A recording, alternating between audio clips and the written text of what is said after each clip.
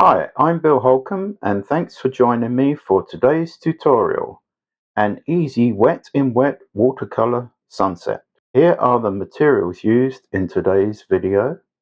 You can find links to these in the description below. Start with your mop brush with a wash of Winsor yellow, quite weak, not too strong.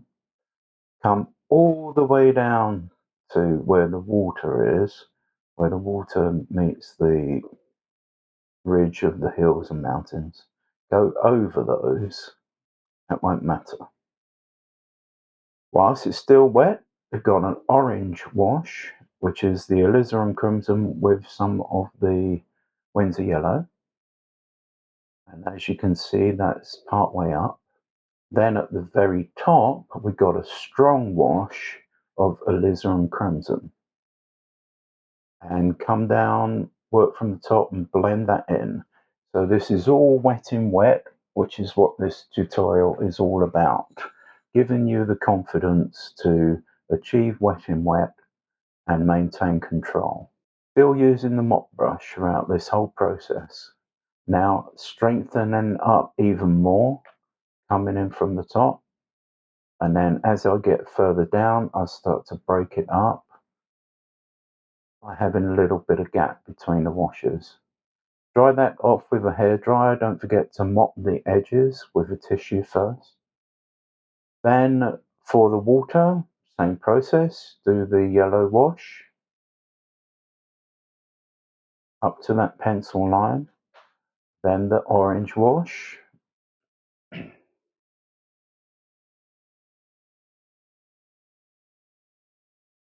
and then the alizarin crimson coming up from the bottom, this time working your way up. So this tutorial is helping you achieve control for wet in wet washes. Please remember to like and subscribe because all these tutorials by me are free and will notify you of them in advance when new ones are uploaded.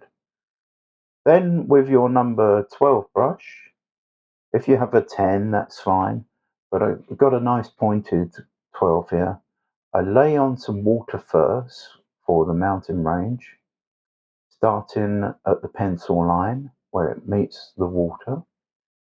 Then I've got a mixture of Winsor blue and alizarin crimson, quite dark, and I start at the top of the mountain range and then work my way down into the clear water wash. Doing it this way, you will maintain much more control as a wet in wet process.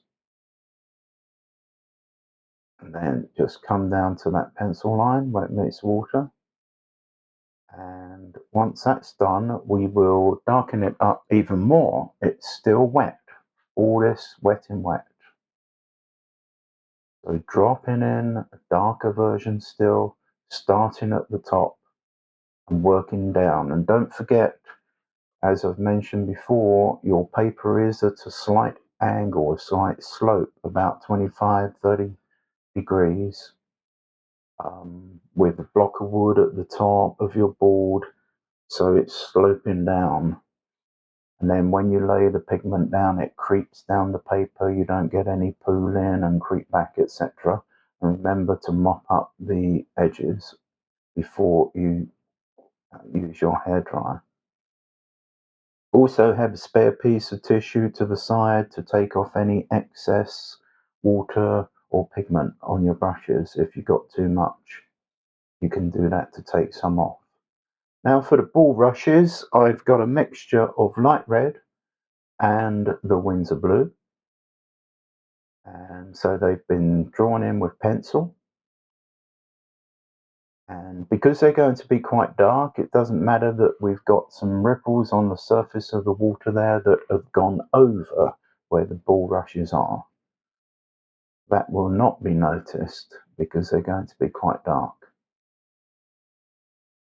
They have a little pointed section at the top.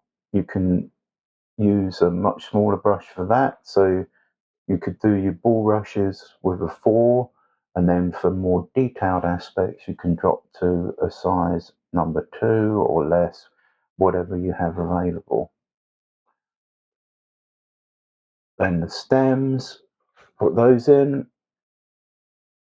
I think it's useful to work from the top and come down, but for the various grasses and reeds and so forth, then you work upwards and allow the brush to be lightly touching the paper and get this scraped effect, which is a broken stroke that you have with the brush, and it looks much more convincing that way and much more artistic.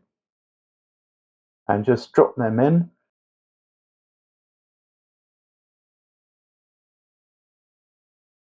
A good situation where you have some balance to the painting on the left hand side there, and you've got a few birds, seagulls, whatever in the sky to drop in with your smallest brush. Just a greyish wash, your blue with some red. Just drop them in for shapes and interest, and that adds the balance on the right hand side compared to the bulrushes on the left. So I hope you found that very useful, and thank you for watching, and we'll see you next time.